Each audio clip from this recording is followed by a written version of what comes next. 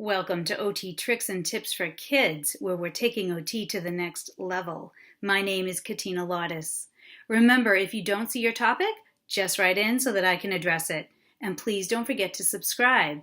Now let's take a look at a problem solution video.